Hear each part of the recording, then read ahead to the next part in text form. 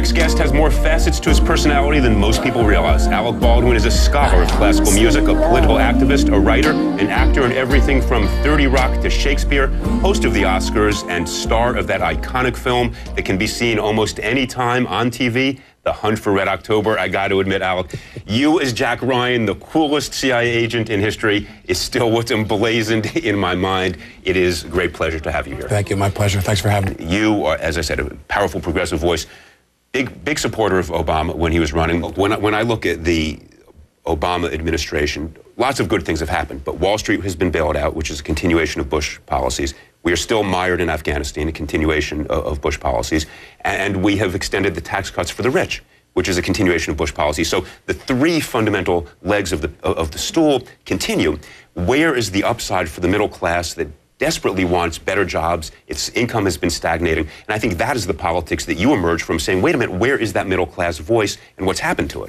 Why doesn't he? Well, look, you're singing to the choir. I have been pounding the table saying, please, Mr. President, negotiate tougher. Learn to draw a line in the sand and say this is right as a matter of policy. And look, we are past that issue, unfortunately, but I think it speaks to the mentality of the administration that is not speaking to those core values that you're talking about, which is the middle class that has been suffering and the wealthy are getting the benefits right now. The engine again. Precisely right. And yet instead what the president did was say we will continue along the same trend line, borrow from China to give tax cuts to the rich so they can take the capital and invest it overseas.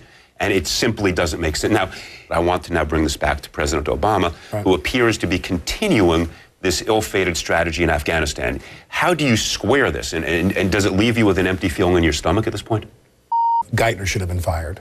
Well, look, Geithner was the one who should have swung from the yardarm for that one. All right, well, I made my point clear about Tim from way back. I don't think he should have been there in the first place because he created the structure that had failed and did not appreciate the structural flaws that were going to make it fail again. So, look, I completely agree with you. You are passionate about this stuff. You are more multifaceted than so many people appreciate. I mean, we think of you as Jack Ryan. We think of you at 30 Rock, Saturday Night Live, hosting the academies. But you are a deeply political person. So you going to get into this game? You have answers, you have thoughts.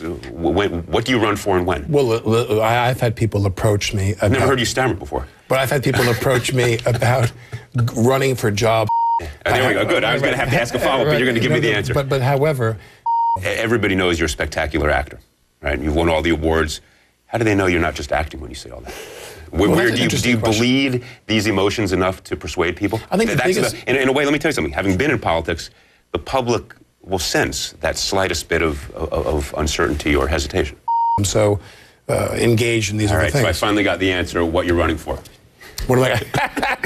I know if I let you go on long enough. I think we should close with what I really want to run for is I want to run for this seat next to you. That's the seat I want. That seat's taken. You and I can have a great show. Alec, it has been an honor to have you here, and your service on screen is spectacular. Your service in other ways as well. Thank you for being here.